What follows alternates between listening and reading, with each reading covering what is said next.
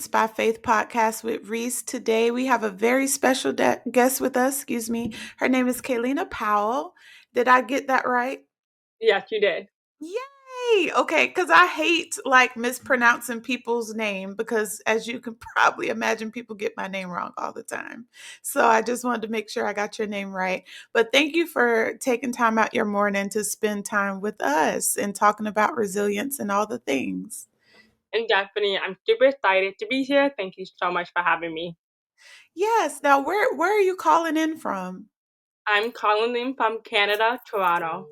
Wow. Okay. So how we end up in Canada? Born Canada and is raised. cold. It's flipping cold. I'm not gonna lie. Right now, it was summer. We never get that really hot summer like Florida. For some of you Uh probably huh. wondering. We get really extremely heat hot. Like the Caribbean Yes. island can get hot here. But Ooh. right now it's fall season, so we're getting really Mhm. cold now. Okay, gotcha. Because it's like I'm in Texas. I'm in Plano, Texas. So we are 45 degrees this morning. I declare when I stepped foot outside, it dropped another degrees, and so I've been cold this morning. But we're doing okay. The heat is kicking, and we're gonna make it through. I do not like the cold months. I moved to Texas thinking I was going to escape the cold, and the cold followed me here. So Oh I'm no, starting to think I'm just like it's out for me. It's out for me. right? Definitely. Yes. Oh wow, Toronto. Toronto, right? Yes, so you're from I always joke with my friends. So like Drake is from Toronto. And so I'd be like, I'm Here we gonna go. fly. Yep, I'm like, I'm gonna fly to the six and see my husband. He'll be waiting for me. Right. Oh my god, yeah, yeah. And people said that. They're like, oh my god, like you're from where Drake lived, and I was just like, yeah, but it's not that serious. It's not that cute. Like I don't know. I like Drake lived not too far from my house. So it's just like, okay, he lives over there. What? Yeah. Okay. We got to talk off air about me coming to visit my husband. It's been a while and I seem to have forgotten where we live. So, yep, if Drake, if you're listening, Claire, I'm not crazy. Huh? Everybody in Canada knows where Drake lives. Wow. Okay. If I stay on this topic, it's going to be forever. So I'm going to move on. But I'm going to ask you like, before I rebranded the podcast, it was like God, Coffee, and Resilience was the name of it. And so I always ask people, what is their favorite caffeinated beverage? But I'm going to ask you that. But I'm also going to ask, what's like one thing about yourself that most people wouldn't know about you by looking at you? That I am deaf. A lot of people wouldn't recognize that at all about me. I wouldn't either. I noticed the sound a little bit, but I was just thinking, well, a lot of people talk a lot of different ways, so I didn't think twice about it, but I noticed it, but I didn't know that. I didn't know that. So it was you were born deaf or No. you developed over time. So what happened was I had an ear infection at 4 years old, Mhm. and I was going to a daycare at the time, and there Uh-huh. was an ear drop for me. But the daycare didn't follow the instruction at all. Uh-huh. They that same day they did not follow the instruction. I became deaf. So I went home from daycare and I was watching Uh-huh. TV, and the TV was loud, but I didn't realize it was loud until my mom tapped my shoulder. And then I jumped. And she looked at me and she's like, I called you so many times. And I'm like, what are you talking about? And I looked at her and I said, Mom, I can't hear you. Like, I'm deaf. And my mom's like, what? And so right there instantly, like, she called my grandma. Luckily, my grandma was a nurse at the time, thankfully. So my grandma rushed from home from the hospital. She sat down with me. She did a whole bunch of things. And she's like, okay, if I'm doing this, Kalina cannot hear me. And we had to rush to my family doctor the next day because we called him while she did the assessment. He said he's booked. We have to come tomorrow. So we went there, and my family doctor said, like, too late. There's nothing we can do for Kalina. Wow. Yeah, Okay. And you were how old? 4. goodness. Okay, so did the people who so it was the people at the daycare job to give you your drop and they didn't do it. So did we sue them? I don't know. I don't know of that. It's very emotional for my mom to talk about it. And my grandmother passed away 4 years, 3 years ago now. Yeah, So I didn't get the full answer. To this day, my family is very emotional about it. yeah. To the point where every little kid in my family do not go to daycare. Like we all make sure that we um Oh my manage God. our time and work schedule to make sure that that one person, okay, you're watching this kid for today Yes. or this week, we make sure that, so it would, yeah, so yeah. So the day my family do not trust daycare because of what happened to me. I don't have children yet, but just hearing your story and then put that with all the other stories we see on the news, I don't know if I want my child to go to daycare either. I Yeah, really don't, and I'm so going on. sorry. Yeah, Yes. there's a lot of things going on, especially today world. Like you don't know who you can trust, you don't know who you can go to. It just Mhm. sucks. Yes, that's hurt. I'm so sorry that happened to you, but I'm very happy that at least your family is making sure that that won't happen again to anybody else by taking care of your own, making sure we stay within the family, we watch after, cousin, nephew, niece, this. So I appreciate that and you sharing your story. Definitely. Um, I want to ask the second half of the question, which was the caffeine. If you drink any caffeine, because some people are coffee drinkers and some people are like, coffee isn't my jam. I do not drink coffee at all. No. Okay. Are you like tea drinker or like Yeah, soda drinker or I tea? think I'm both. So I'm a tea drinker and a smoothie drinker. Okay, cool. Okay, so when it comes to tea, like what's your favorite? Green tea all the way. Green tea. Okay, so many benefits, so many health benefits to green tea and benefits of weight loss too. So my friend kept hollering at me because I kept telling her, I'm trying to lose weight. I'm trying to lose weight. And she said, well, what are you eating? What are you drinking? And then I would tell her, and she was like, you're drinking way too much juice. Try to replace it with like green tea. And when I did drop a little bit of weight. So she was right about that. Green tea Yeah, is so good. tea is a go-to. My go-to every morning. Yes. Okay. I need to get in on a regiment like you. Maybe I need to drink something every morning because right now I've been stuck on coffee because I do medicine. So we are coffee drinkers. But I think it's a myth. I know everybody in medicine don't drink coffee, but with me, I'm just like stuck on it every morning, whether I'm working or not. It's like a habit. It's a habit to drink coffee. But one day, I will wean myself off the coffee pot. One day. But let me ask you, so like what about like your resilience? Because we kind of halfway talked about your resilience because you lost your hearing at 4. But like what else about like your resilience and when it comes to like hearing that word, what does it mean to you and how has resilience played a role in your life? My resilient honesty taught me that you will get slapped in the face, but you Yes. have to learn how to get back up. Yes. Whether without help, support, it's very hard. I just say my resilient was never easy. A lot of people like, whoa, at 4 years old, became dad, trying to navigate my hearing loss with Mhm. the hearing community versus the deaf community. Right. And it was very hard because I was split into two schools. I would Mhm. went to the deaf school and the hearing school. So I was able to, learn how to communicate. And it was very difficult because I felt like my personality were different, if you know Mhm. what I mean. So if I go to the deaf school, it's different versus the hearing school. I don't feel myself at all. I feel like I get confused who I am. And Right. my resilience was really honestly learning about who I was, learning what community I fit in because I felt like I didn't fit in anything. I don't know. I was young, right? I don't know. I'm just confused and So one thing I would say I'm really good at building my confidence, being able to stand up for myself and be like, do not talk to me that way. Don't speak to me that way. And because I come from a really strong minded family, my Mhm. family are very blended. So my family's mixed with like black and white. So it's very always um so and then they put it onto me to show me like that lion, like you can speak up for yourself no matter what you have. It doesn't matter if you're deaf or have any other disability, but you should never let anybody walk all over you, right? And so that is Right. my resilience.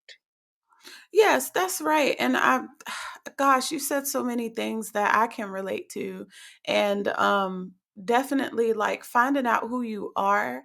I think in this society today with social media and all these influences, and it's never actually quiet, like there's so much noise going on in the background from everything, and it's so easy to get overwhelmed. But what were some of the things that you did to help you figure out who you were as a person, like as Kellina? Who did you figure out, like how did you figure out who you were? Honestly, I didn't. I tell you guys to be honest, I didn't. Yes. I would say coming from my family, really, my family helped me shape who I am. My family um, was my backbone. They were always sticking up for me, and especially in school when I was bullied a lot of time in school.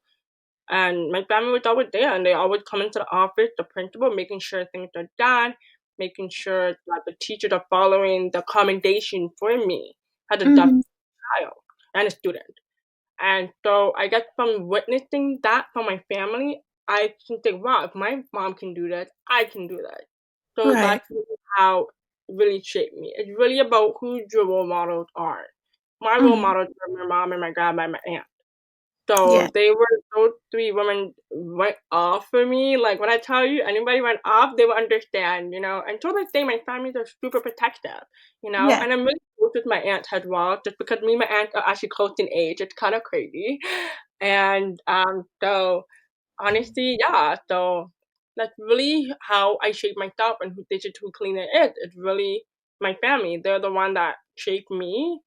Uh-huh. And I know there's some days where I feel like I'm alone because I want to learn how to be independent, not have to rely on them. Mhm. And so, I always have to keep my mind together and really just be like, okay, you got this, you got this. But when I get older, I want to learn how to be independent without them. Yes. So I'm wondering, like, when you said accommodations, because working in psychiatry, I see like a lot of kiddos, they might have ADHD, or we might have mood disorders, or extreme anxiety, social anxiety, autism. So, like, they need like IEPs and 504s and extra extended deadlines and things. And so, like, what was the difference between like the deaf school and the hearing loss school? And what So it's accommodations? different with the accommodation, 100%. I feel like the accommodation was not for the deaf school. The accommodation was already automatic. It was already there for you. You don't need to do anything. There's no like parents meeting about accommodation. There was none of that. But at the hand school, they need like a whole bunch of like forms that parents need to sign out. The parent needs to see this. The parent needs to come to the school and make sure this is this. And on top of that, someone from the deaf school board will have to come into my hand school to make sure that the classroom is acceptable for me. So, for example, if I needed a assault interpreter, do I need a speaker? Like it's called an FM system for a Mhm. speaker for people who are deaf. Versus the deaf school, they already have everything. They have the speaker. They already have, a assault interpreter. Or the teacher themselves know how to advocate and accommodate someone who is deaf. Versus the hearing school, they don't have teachers that are aware of how to be acceptable for deaf students. Gosh, okay. And now you taught me something new because I didn't. So to me, I'm just like deaf and hearing loss kind of sound the same. So I was like, why? Why? I didn't know it was such a big difference. It is. So, It is. A lot of people are not educated about it, right? And that's why I come on podcasts to really educate people that it's not what you think it is. Believe me, it's totally different. Oh my goodness. Okay, so at the end of the day, what school, which side did you end up picking? Unfortunately, I had to go to the home school just because the deaf school was far from my house, unfortunately.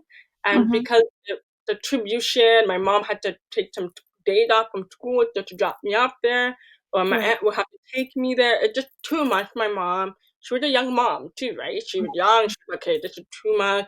And my mom had a conversation with me and she said, Kalina, I'm so sorry, but we're gonna have to put you in the home school, which is 3 minutes walk from my house. And she's like, we're gonna try this. Yeah. And so it was difficult. Obviously, I was crying for days because I didn't want to go to the Heron school. I wanted to go to the Dutch school and feel Mhm. comfortable. And so, yeah. Yeah, that hurts me. Lord. Okay, so going to the hearing school with your family, because it sounds like they're strong, of course, and that you got a good backbone. So, of course, they had to be there to make sure that they did what they were supposed to do so you had what you needed so you can get your education so you can be done. After school, like, did you pursue any other school or any more school after you left, like elementary, middle school, high school? Yeah, yeah, I did. I actually went to university. I did my psychology.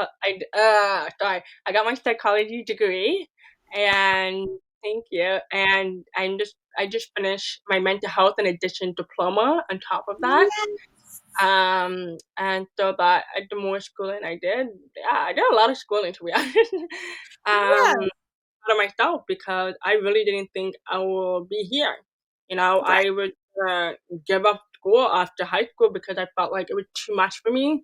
And, Mhm. I just kept myself keep moving forward because things are getting expensive. I love expensive things. So I'm like, you know what? I love expensive things. So I need to put my stuff together and go to school and get a good education. Yes. That reminds me of again of Mr. Champagne Poppy. He has a song that was like, I'm not difficult or something. I just really like expensive things. Like the beginning of the song. I was just like, yep, that's us. I like expensive things too. I'd be looking at my wallet like, you know, good. Well, you can't. And then I'd be like, well, maybe I can finesse it some way. But yes, yes. And I'm furthermore happy because you said psychology and mental health, and that is my avenue. I mean, I'm happy for whatever. If you would have said you got a business degree or you would have said you went to school to be a vet, I would have said, okay, I would have been still just as happy. But a little piece of my heart just lit up when you said psychology and mental health because I'm like, those are the areas where people are kind of like, I don't know. Yeah, Psychology, yes, but mental health is just kind of like, I don't know. I don't know if I really want to go that route. But psychologists and psychiatrists work hand in hand. You guys help us figure out like, is this really like a personality disorder? yeah, Or is it like it's all this testing and the MMPI and the Macy and all these other things that you guys can do, like a battery test to kind of help us solidify is our diagnosis correct?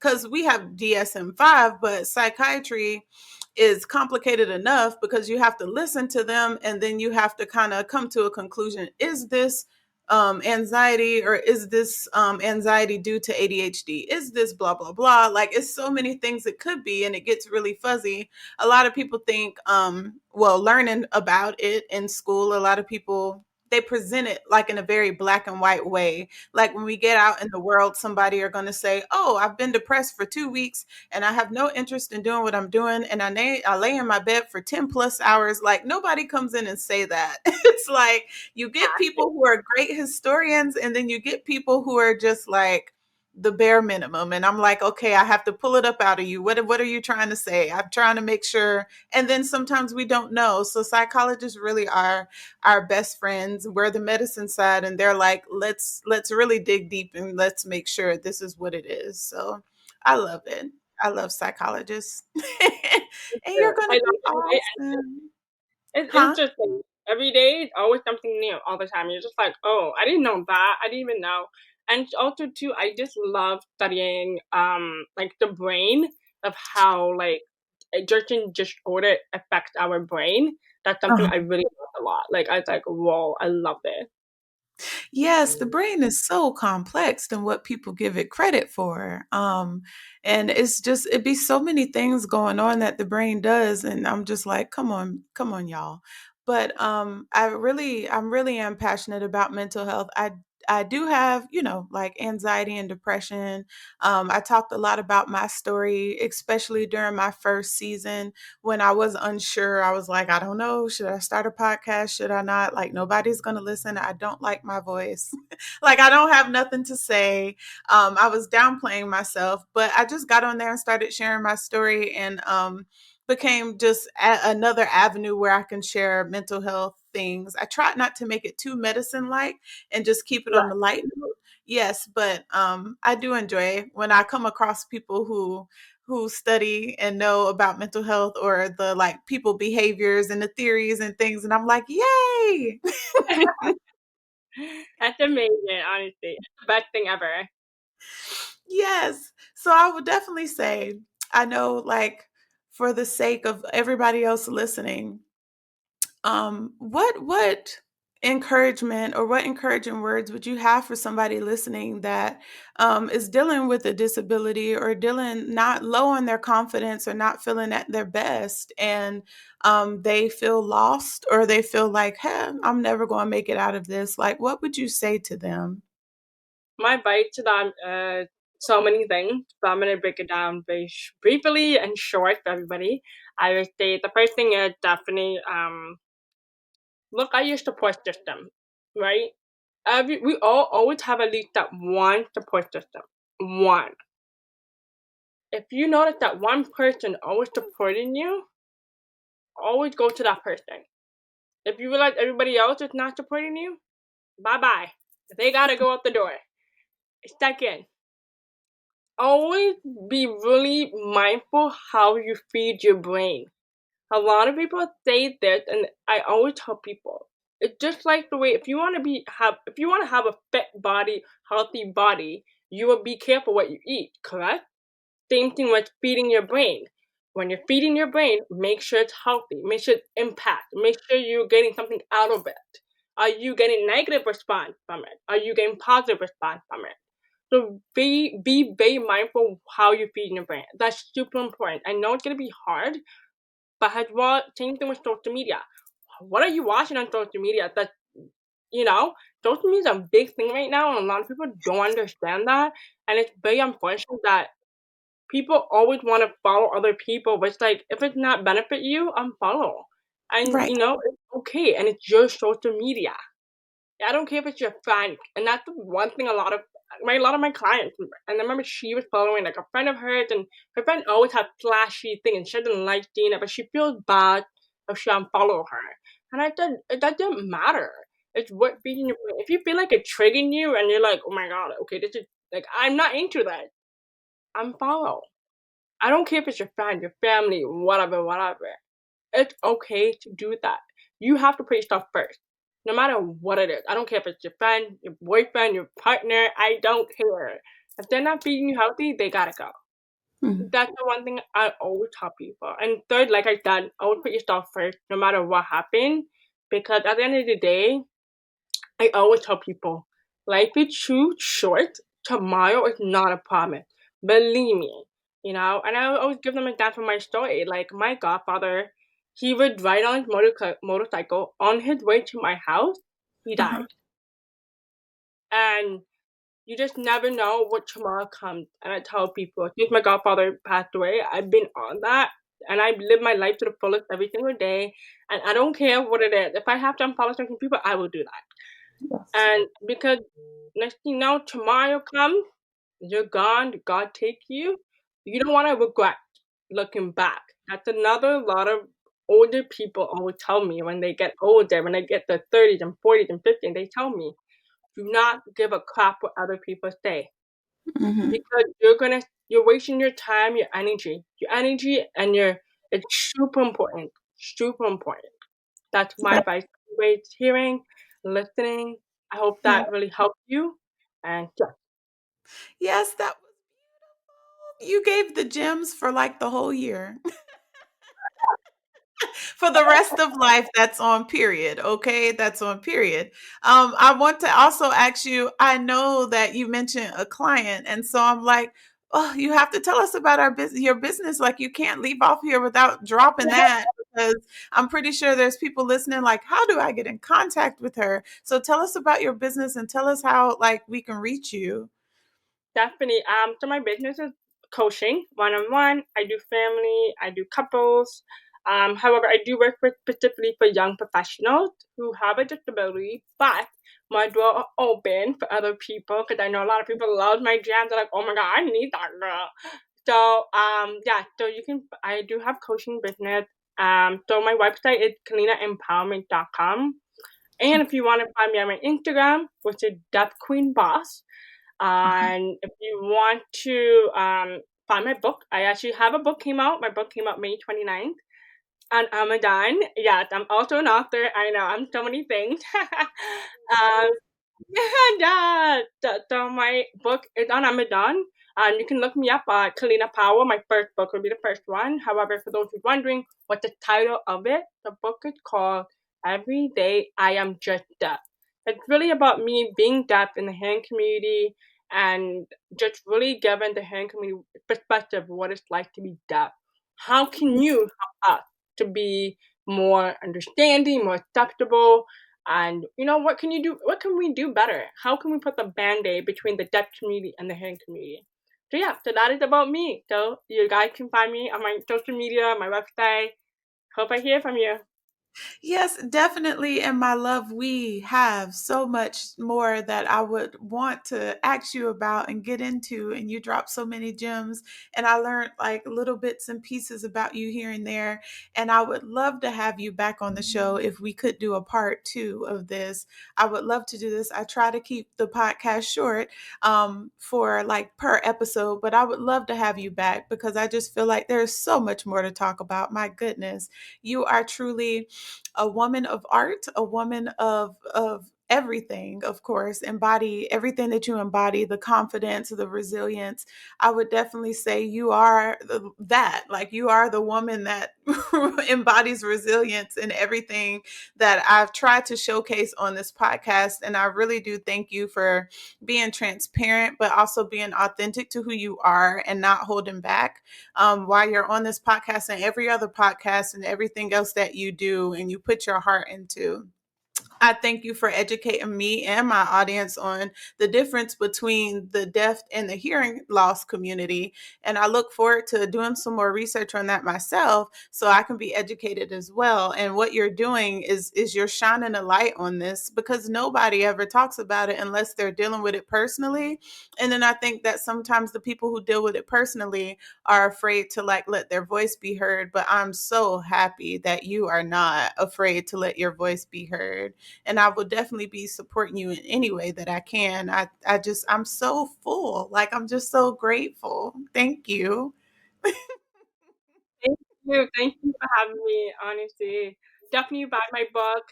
I would love for everybody to give me some feedback because I know a lot of people read my book and they want me to do part two, but I told, okay, hold on one second. Let me get my feedback first and then I will do my part two. Okay, hold on. So please get my book so I can do the part two for a lot of people. Yes, and I'm going to go ahead and get your book as well. And then me and you will stay in contact after this. This is just the beginning. But thank you so much for coming on the podcast. And thank you guys for listening today. Definitely stick around for part two. It's going to happen in the near future. But definitely, she was a blessing today. I hope you felt the same way because I got a lot out of this interview. But I will see you guys on the next episode. You guys, please be safe and take care. And Kellina, thank you again. Anytime.